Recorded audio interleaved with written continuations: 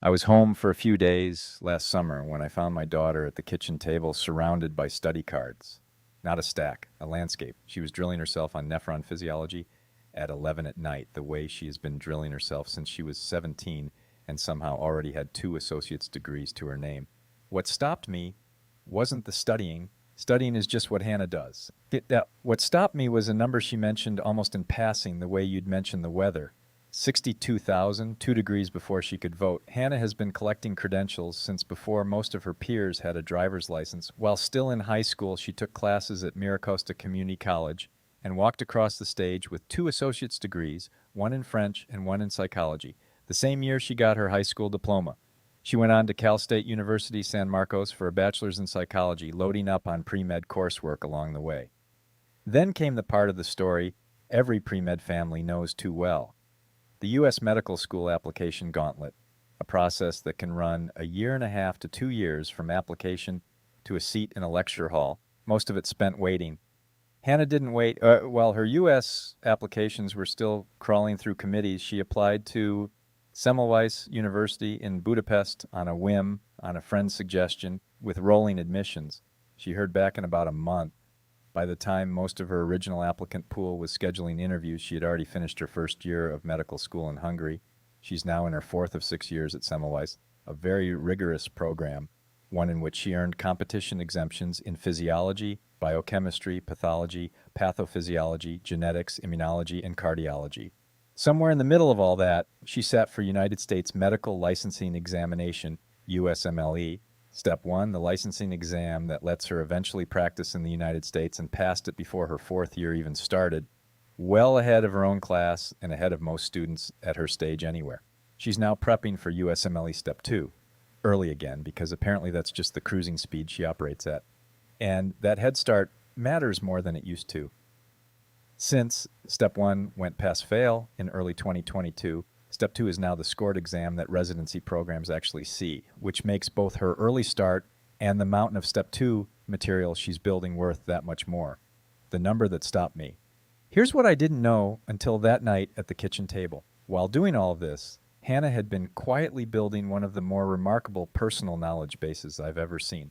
Her digital study card collection, the record of everything she's had to learn to get this far, had grown past 62,000 cards, closing in on 63,000, spanning both her Step 1 prep and her Step 2 prep.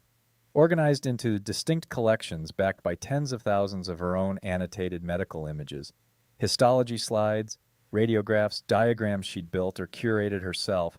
I've spent 40 years building databases for a living. I know what a well-curated, tens of thousands of records knowledge base is worth. And I know how rare it is for one person to build something that size alone as a side effect of just trying to survive their own coursework. I was floored. Then she told me the second half of the story, and floored turned into something closer to stunned. Classmates had been using her cards for free. She'd been handing over her personal study platform, the fruit of years of nights, like the one I just watched, to anyone in her cohort who asked. No compensation, no credit tracking, nothing. People were passing her exams on the back of material she'd built, and she hadn't seen a cent, a coffee, or even much of a thank you for it. What do you mean giving it away? I asked her. There are people benefiting from your hard work who haven't paid you anything for it. That makes no sense. A one-day project, a mini-con academy, that conversation turned into a project. Within about a day, I'd built what's now StudyWithHannah.com, a searchable home for the archive. Keyword search across her notes and cards, semantic image search so you can find visually similar histology slides instead of scrolling forever, and a conversational AI tutor that can quiz you, hint at answers, and ask Socratic follow-up questions pulled straight from her own material instead of generic textbook filler. Call it a mini-con academy built for one student who happened to also want to help herself study better while she was at it. The idea from day one was practical, not grand. If there's already a real audience of med students who want this material, and Hannah is the one who built it, why shouldn't access to it help pay for something while she's living and studying in Budapest? Not a windfall. A better dinner some nights? A cup of coffee that isn't the school cafeteria's version of one. The AI tutor retrieves relevant cards, cites them, and asks focused questions instead of just handing you the answer. The public site introduces the project. Reader access is still being rolled out carefully, curated around Hannah's own notes and material rather than anything borrowed. But the archive itself is real. It's growing every week she's in school, and it already runs to 4 major collections and counting. Someone's been monetizing her since she was 4. Here's the part of this story that made the whole thing click into place for me. Search Hannah Muskel on Google Images, and alongside the search results for her own sites, you'll find a photo of her as a small child making a Halloween decoration at the Cole Library in Carlsbad, taken for a local newspaper feature back in 2004. It's a sweet, ordinary photo. It's also right now sitting behind a stock photo paywall on Alamy, watermarked, labeled licensable, available for a stranger to purchase the rights to a picture of my 4-year-old daughter that neither of us has ever seen a dollar from. Nobody asked Hannah. Nobody asked me. A newspaper photographer took a picture of a kid at a library event 2 decades ago, and somewhere between then and now it became someone else's inventory. That's not a scandal. It's just how content quietly changes hands when nobody's watching. But it's a hell of an illustration of the point I want to make. Other people have been finding ways to monetize Hannah's existence, her image, her likeness, for years without her involvement or consent. So why exactly should it be strange or greedy or unprofessional for her to be the one who benefits from something she actually built on purpose out of her own effort for once? And this is bigger than one stock photo. We're living through a moment where everything a person produces, every photo, every post, every carefully written note, tends to end up as somebody's inventory or somebody's training data, usually without the producer ever seeing the transaction. I've spent my career around data sets, and I'll tell you what Hannah's archive actually is in 2026 terms. A clean, hand-curated, expert-annotated corpus of tens of thousands of records and images, exactly the kind of thing entire companies get built on. The only difference between what Alamy did with her likeness and what she's doing now is authorship and consent. She made this one. She gets to decide what happens to it. Most students have no idea they're sitting on the same kind of asset because nobody has ever told them their studying produces anything other than a grade. Education is already a business. Ask any bursar. This is the part I keep coming back to. We treat education as a business, as an accusation, something said with a sneer about administrators and endowments. But it's just a description. Tuition is a price. Textbooks are a price. Test prep courses, private tutors, application consultants, all of it is a market, and schools and vendors participate in that market constantly and without apology. Students are the customers in that transaction over and over for years, often going into debt to be one. What students almost never get to be is the seller. All that studying, all that synthesis, all those hours spent turning a professor's rambling lecture into something clean and memorizable, that's real intellectual labor, and it disappears into the ether the moment the final exam is over, or it gets handed out for free to whoever asks nicely. I don't think that's some kind of moral high ground. I think it's a market inefficiency nobody's bothered to fix, because nobody stopped to notice that a 26-year-old with 62,000 study cards is sitting on an asset.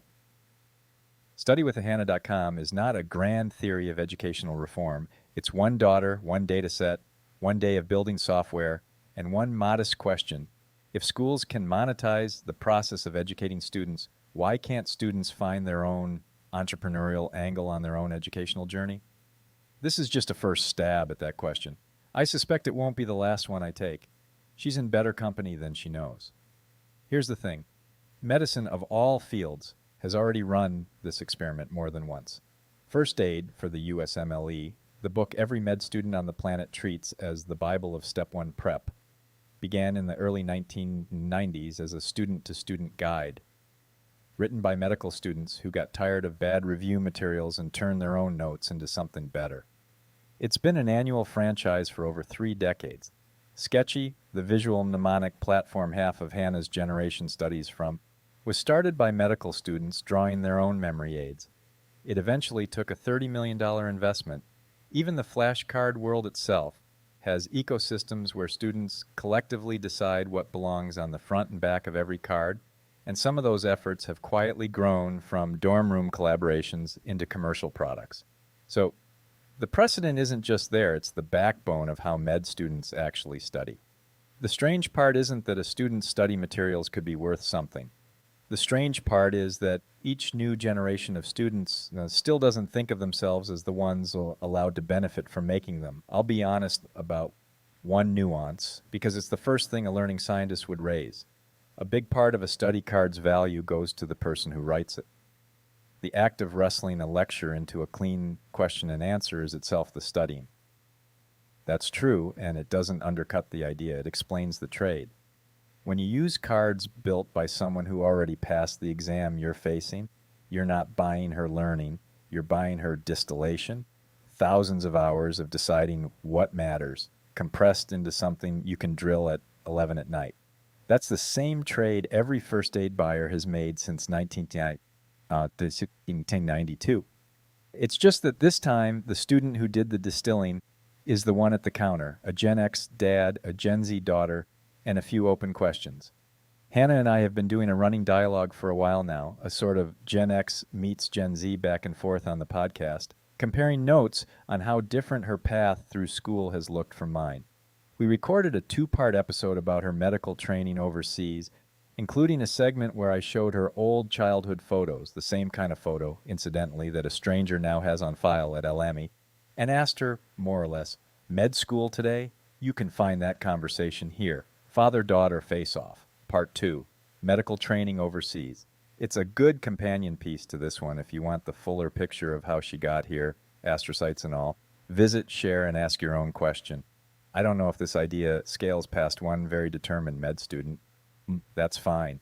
Most good ideas start narrow. What I do know is that Hannah spent years building something valuable, gave it away by default because nobody had suggested she do otherwise, and now has a small, honest way to let that work support her while she finishes the 6-year climb to becoming a doctor. If you know a student sitting on their own pile of hard-won notes, summaries, or study systems, ask them the same question I asked Hannah. Why exactly are you giving that away? Go take a look at studywithhannah.com.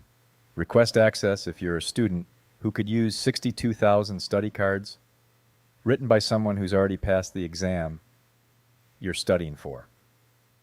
And if this story is worth passing along, pass it along.